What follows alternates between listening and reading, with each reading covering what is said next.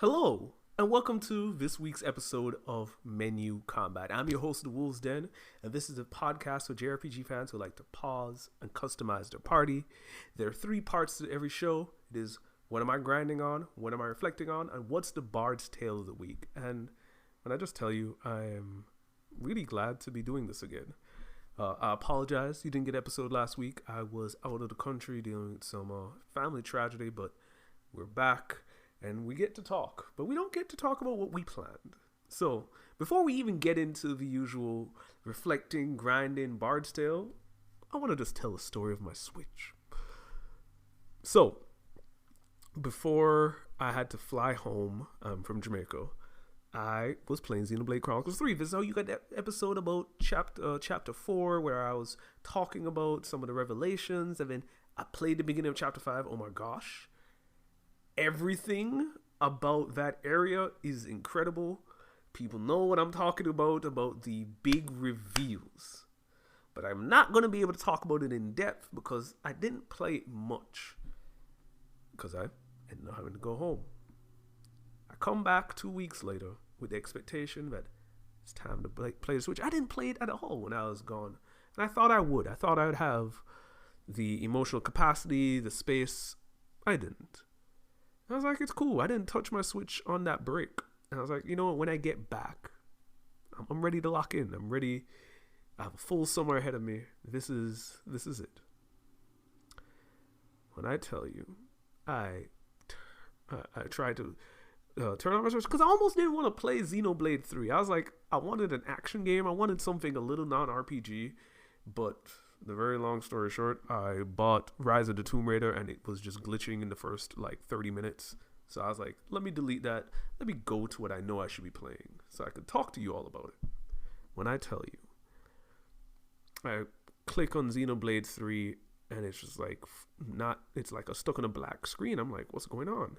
And then I turned it off. I was just like, okay, that's the issue.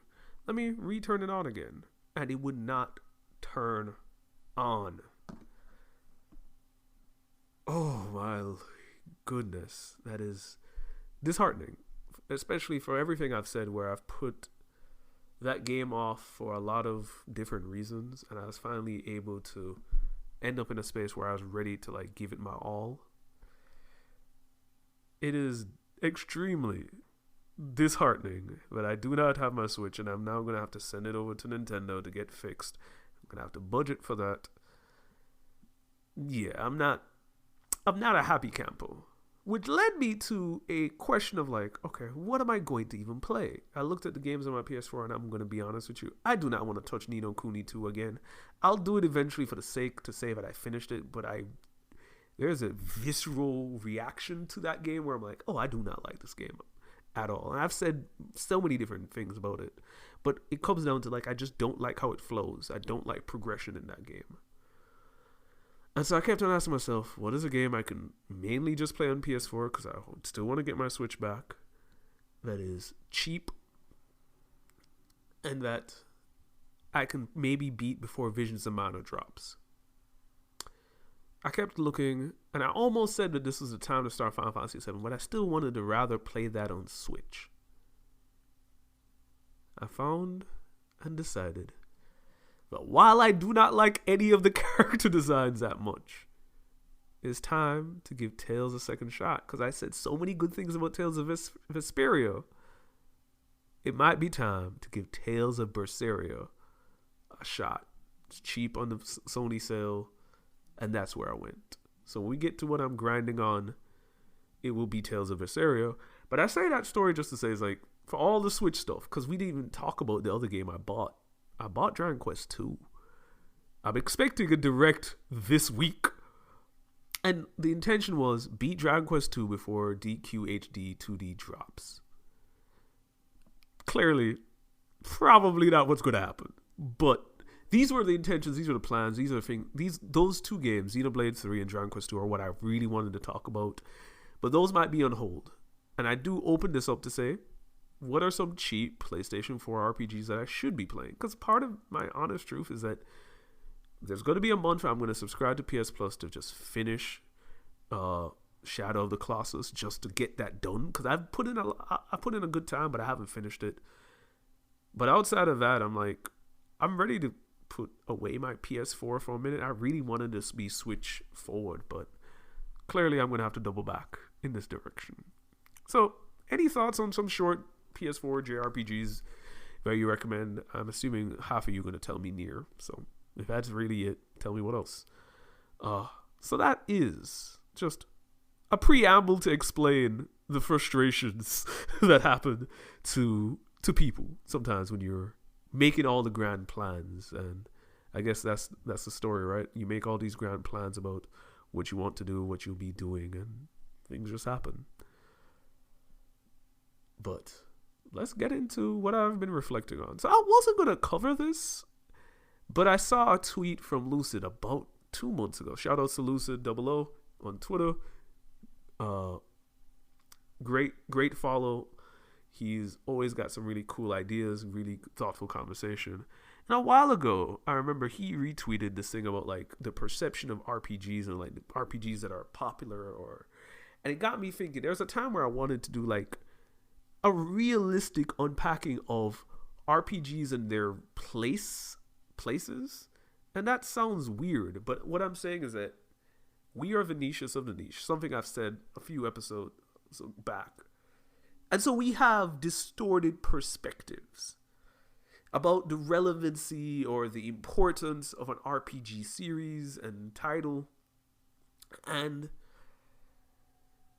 I think about that as about like things that we as hardcore fans react to versus non-hardcore fans, or things that we deem important, not important. And I was like, you know what? Let's talk about like tiering the RPGs, not on quality. Let me be very explicit here. It's not about this game has the most greatest. No, but it is about like reputation.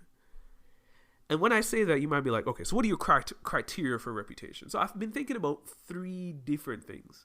What is a critic going to say? And not just is it going to review well, but I'm like, am I going to see you popping up on, say that in a years or so time, you get a top 25 PS4 games. Will you be on that list? Do you have that reputation about critics? Because there's certain games that aren't popular, but they show up as like, oh no, we have to mention this. This is a part of the story of this console. And that's a level of prestige to actually acknowledge.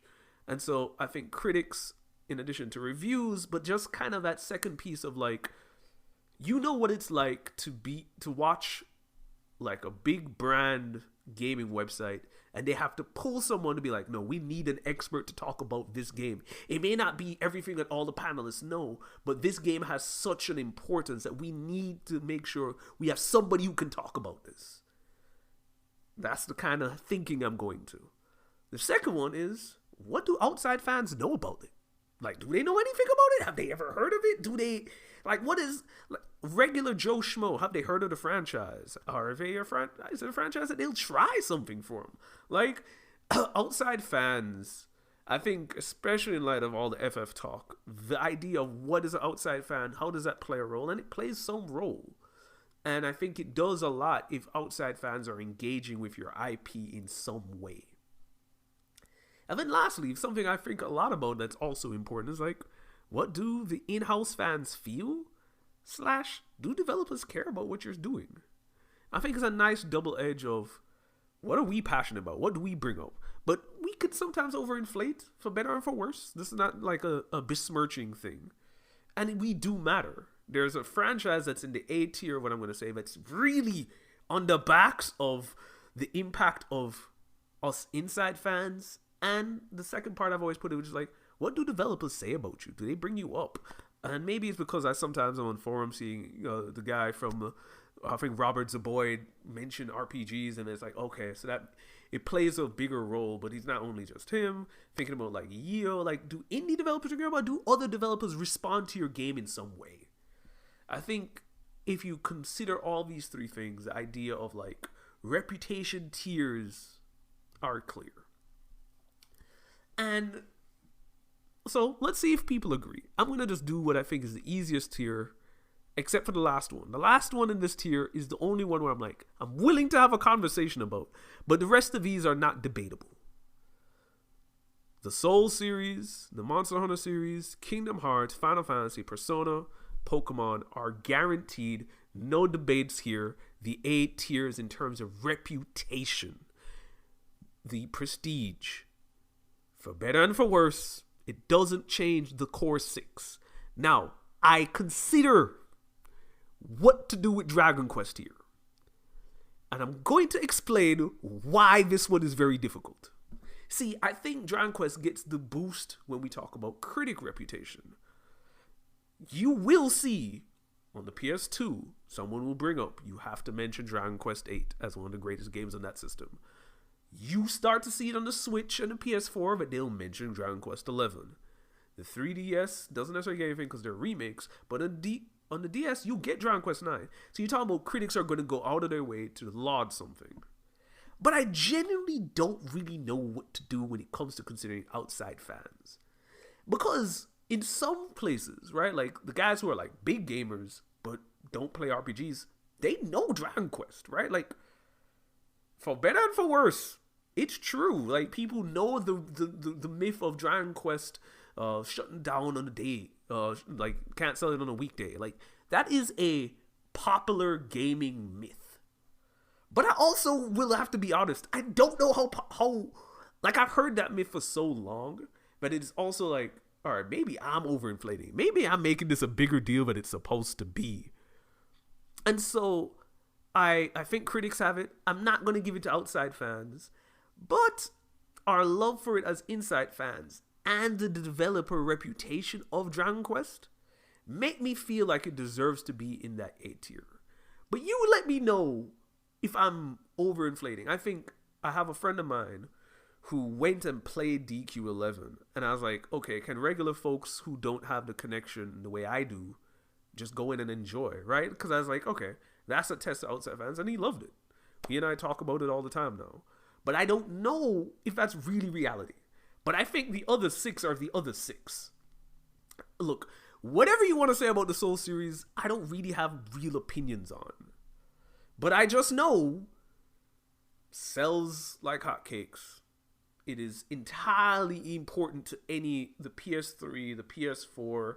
It is unquestionable that, be it the Demon Souls, be it Dark Souls, be it Elden Ring, it is undeniably thing. The only thing I'll give you, but I'm not giving it to you fully, is whether or not you want to classify as JRPG. I don't have the answers for that. I'm not even in the question of really doing that analysis on today's podcast. But if we're willing to give it that, which is what I've always kind of been open to, then it's here. Monster Hunter has officially established itself in this tier.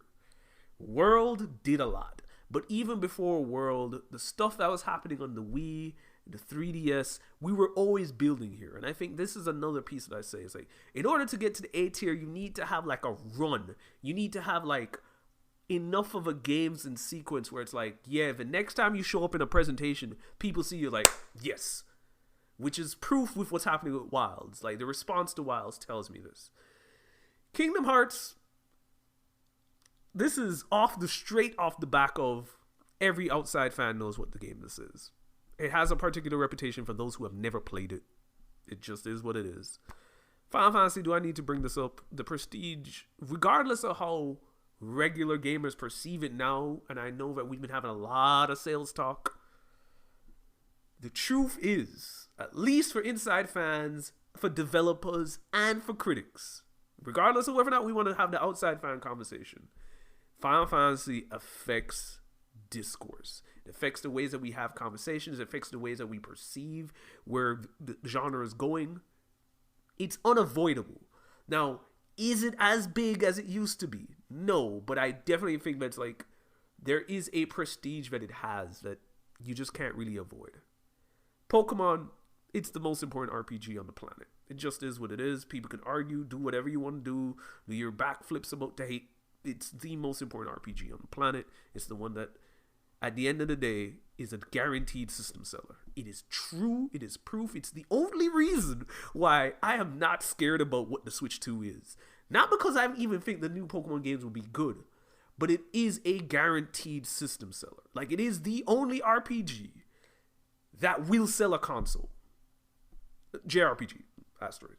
It's the only one. It's the one that if it shows up on a launch party, it's going to change the conversation. It just is what it is. I understand that a lot of people have their issues. I'm not doing this fully, but I'm just like, let's be really transparent and honest right now. We know that Pokemon is the most important RPG here. So the A tier was easy, right? Like, we knew those 6. We don't really have to debate that. This tier, I have to admit, I have my own biases, but I'm going to try to give you a lens of what I'm seeing. So what do I consider a B tier? A B tier means that if you're in the B tier, you've had at least one considered important hit.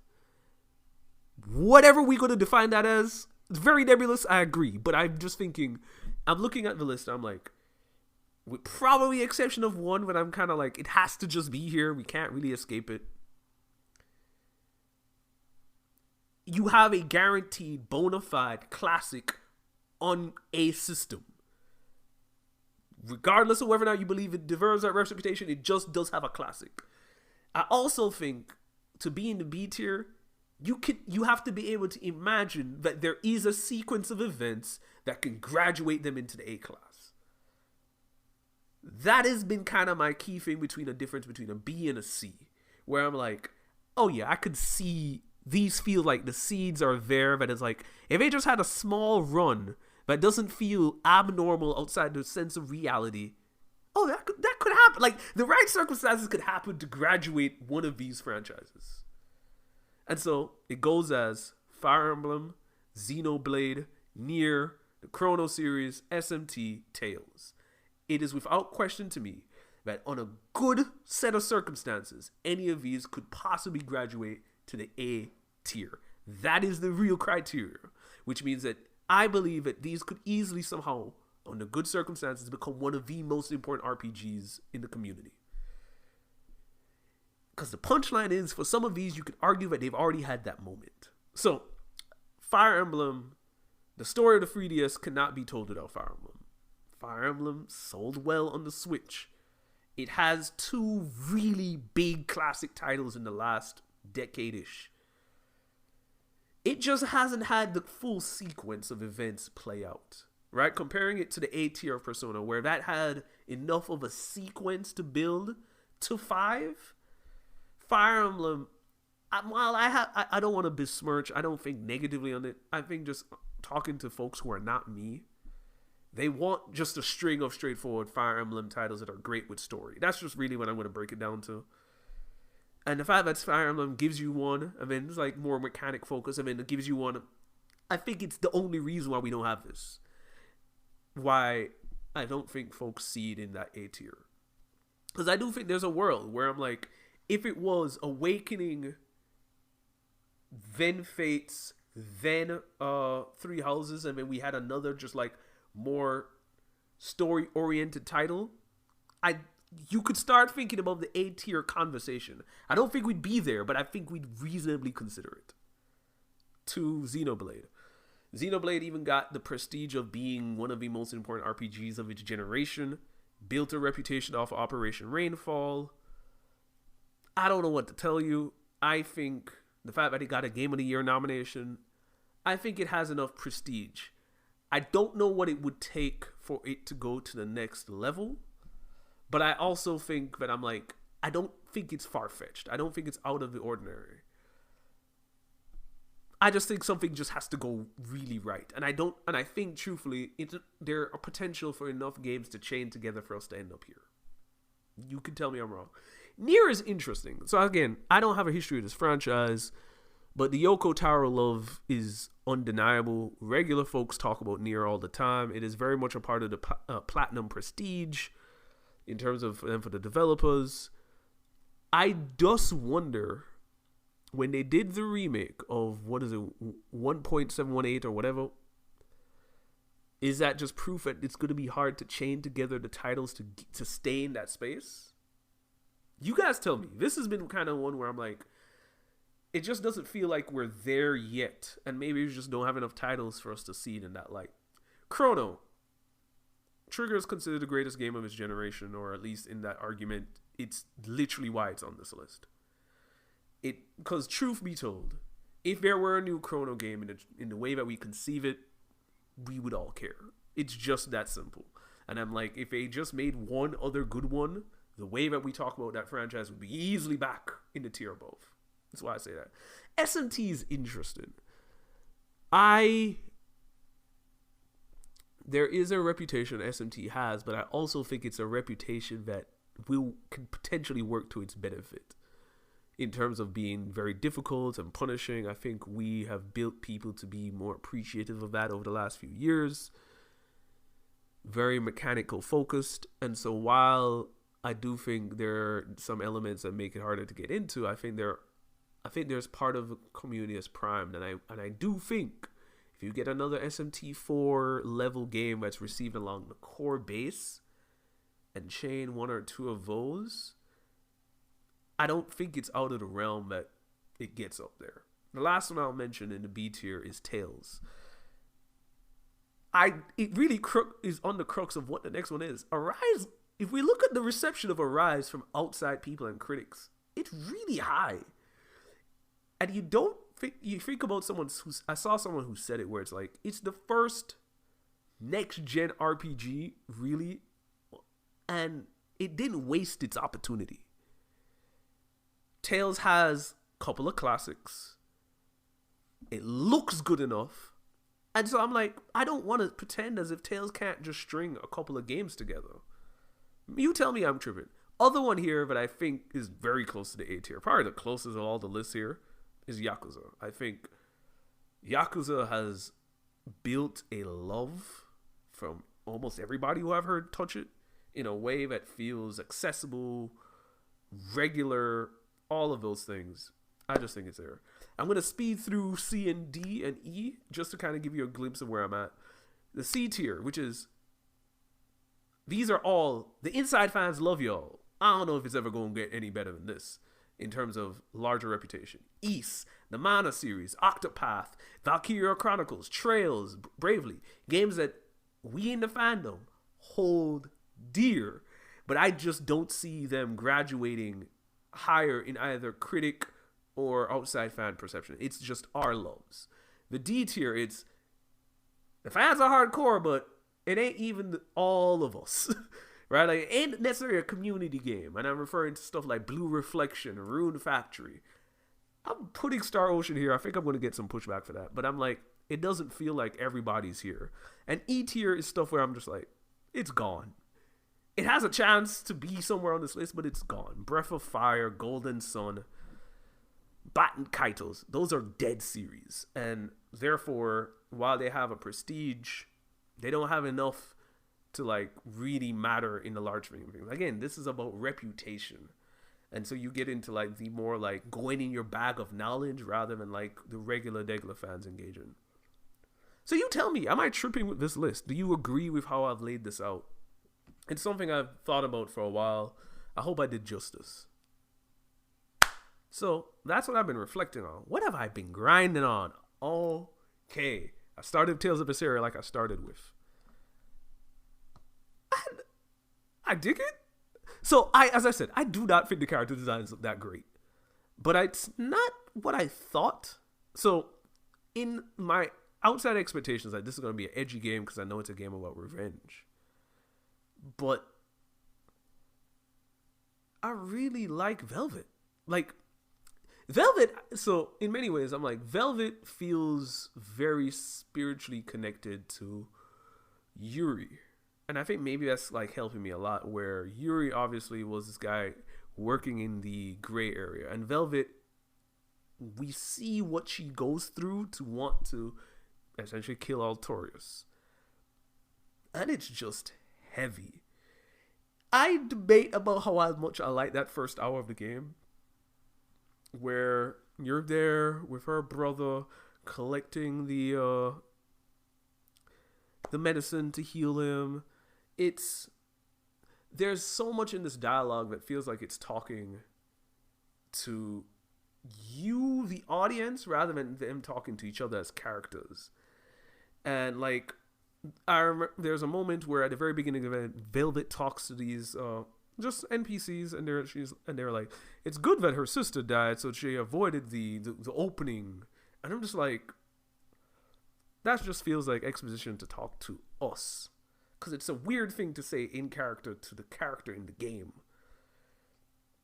And it's not super long. It's just dull. And maybe I'm thinking very much. So there's a point you go out to try to get the medicine, you do a little fight, you come back. But there's a moment I remember when I'm just like, bro, what are we doing? Where you're trying to like cook for your brother. And I'm just like, this is just a waste of time. Because you're going, you go in to try to go upstairs to find the medicine, the ingredients. You go back downstairs to start the stove. You go talk to him, and then you go back. And it's just like you're moving around. I'm like, I'm not. There's no sense of flow. And I don't really know how I feel about that, but you get it because it's to build to, I guess, spoilers for Berseria, the opening of Berseria, which is that he's sacrificed, he dies. Her brother, Laffy, gone. And it's a heavy moment, right? Like, you don't really get the impact of that death without that. It's just I've been trying to like replay in my head. How do you set that up? Because part of what you do is that you see two people die. You see her other sister, Celica, die at the very, very start. Then you do this flashback. And I'm like, part of me keeps thinking, I'm like, would it have been better to reorchestrate the flashback in a different way? Because all of that's to lead to her in the basement being treated like a beast. And honestly, the minute that hits, I'm like, okay, now we are here. And I think what we get are some really great moments from Velvet that really highlight, like, she's not a good person. I'm thinking, so there's a point in this part where she is trying to find the escape route. And she hears that at, like, certain gates that they're doing more, how do you call it? They're doing more reinforcements. And so she goes to jail and she breaks the people out of jail and doesn't tell them that was going to happen. And the person that she's with is like, wait, you're not going to tell them that they're going to their death? She's like, no, this is our distraction. And you're like, oh, okay. This is a hardened person. A person who's like, it doesn't just feel edgy. I keep on trying. It's like, because I kept on thinking about it. It's like there's a tone in which it's delivered that doesn't feel. You know what it doesn't feel? It doesn't feel gratuitous. I think that's kind of why I'm like, this doesn't sit negative, which is why I make it go at that Yuri thing where it's like, this is a character who's not going to make choices I like, but I don't think they're trying to prove like, look how like real and serious this is. It's just who she is. And I think because they don't overemphasize their death or anything of that nature. But it's like even small details. There's a moment where she has to fight a dragon and she beats the dragon and you beat the dragon, you do the fight, and then you like she sends this flame to this guy and he's just burning. And the camera lingers and emphasizes that he's being like, he's not dead, but it is just like it feels harsh. And I think that harshness is appealing in a way where it doesn't feel unfair. It doesn't feel like, oh gosh, I can't stand her. Because it doesn't feel like she's driven by a one-track mind for revenge, but she isn't driven by bloodlust. She does it because she does, but she doesn't, like, essentially she has to like feed on people. But it doesn't feel like she takes pleasure in that. She just does it because it's the only way to survive. And so it gives a space for her to not just be consumed. And I think there's a place where this easily could have just been a person who's ravenous about it rather than one-track minded about her revenge. And so that's been one of the major thoughts. Mechanically, it's taking some getting used to. I really thought the Vesperia technique to battle be what it is, where you do the command inputs to pull this off. Instead, in this game, thus far, right, very early in the game, you can create combo strings like by tapping square 4 times, and you can edit what happens each time you press square. You can edit what happens each time you press triangle. Edit, and it's like good because I'm bad at inputs, but man, pulling off the inputs in Vesperia made me feel like I was developing skill, and it felt very fighting game adjacent. This one feels more button mashy, and I don't really know what to do with that right now. Maybe I'll feel differently as things grow. But it's just one of those things between that, the way that they limit your actions is with this, like, at the very beginning of the battle, you have like 3 gauges. And so you can do only so much of your combo until you defeat an enemy to pull something from the enemy to build the gauge larger.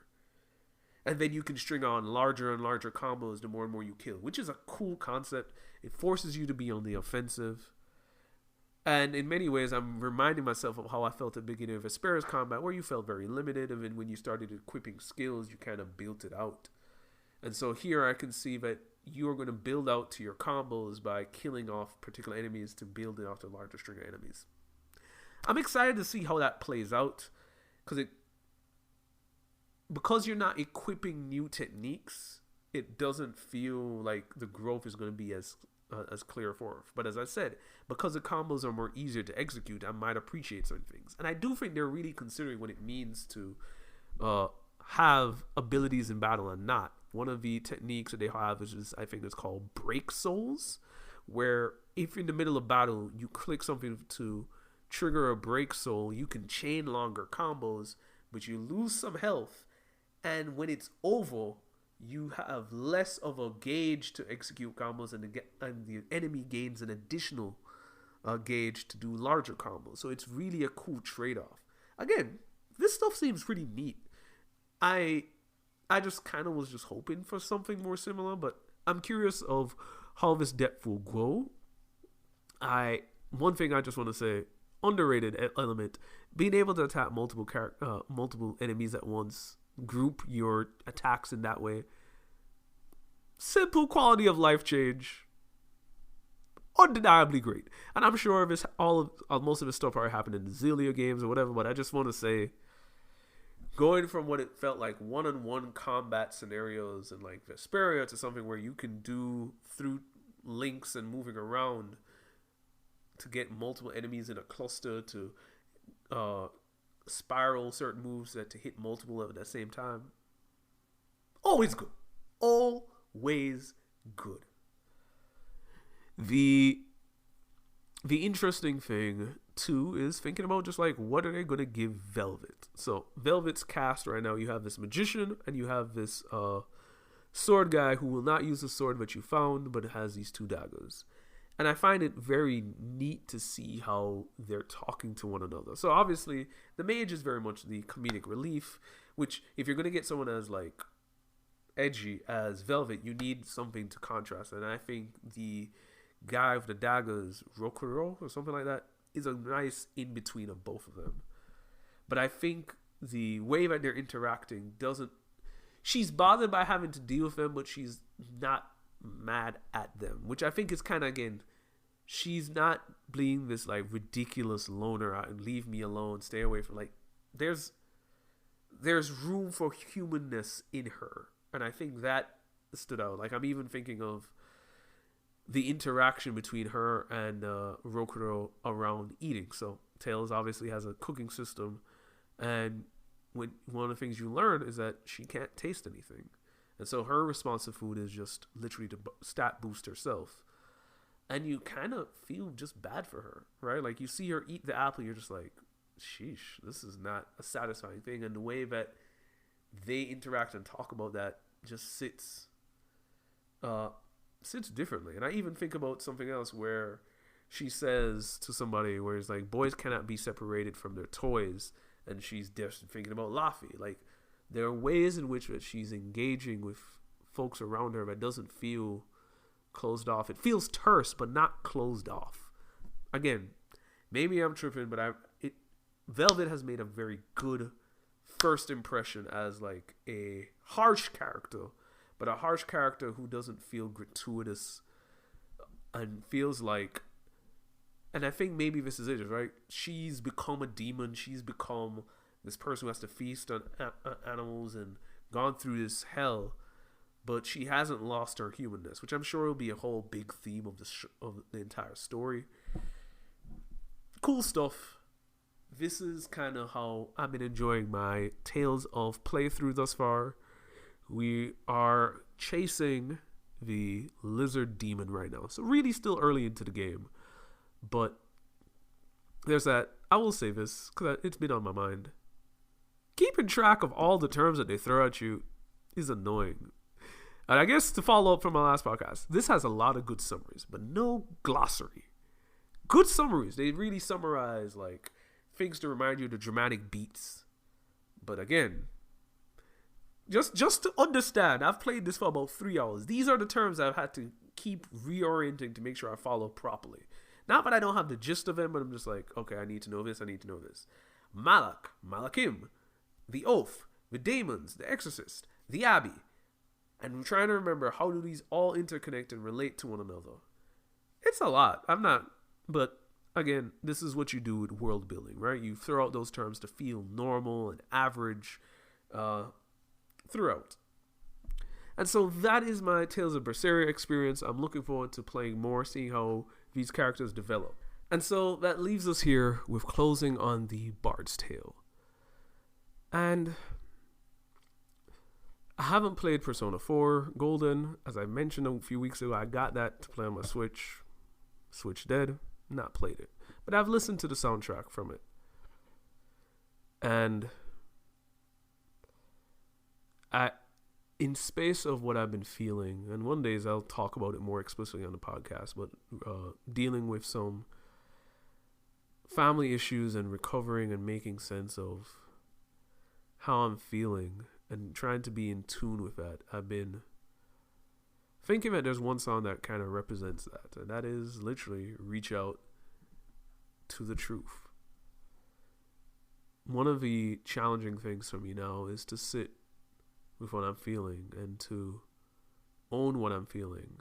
And that means owning the things I'm happy with and the things I'm not happy with and being present with them. And honestly, I've been doing a lot of distraction.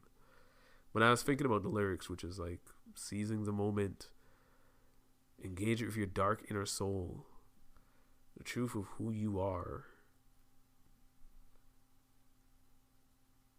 I think in moments of where life changes, you have to come to new grips of yourself. And grips of yourself with the parts that are not glamorous or even the things that you're ashamed of. But taking for real this, like, I don't know. I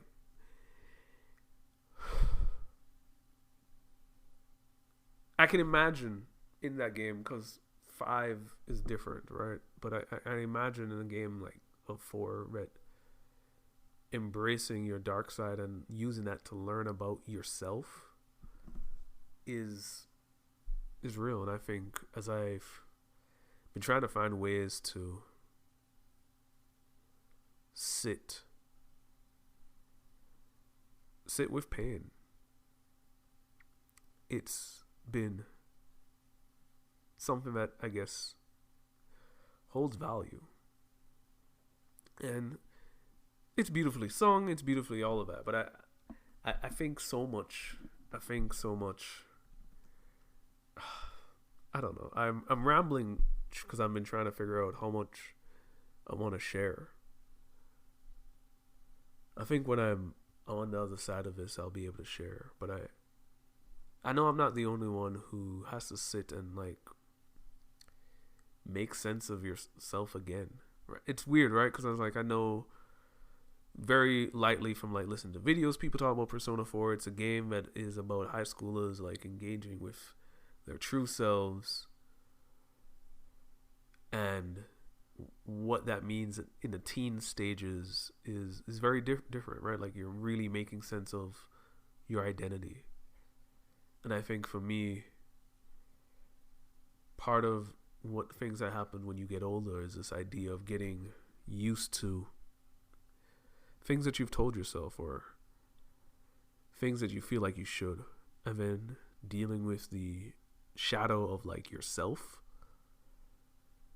and not having certain anchors or certain things that ground you, and having to re-ground yourself and reach out to these complete packages of you, right? Like the baggages of you. And maybe that's my wrong interpretation of the song, but I've just been thinking about the lyrics and when I listened to it in my car, what I originally thought, and maybe how relevant that is to me now.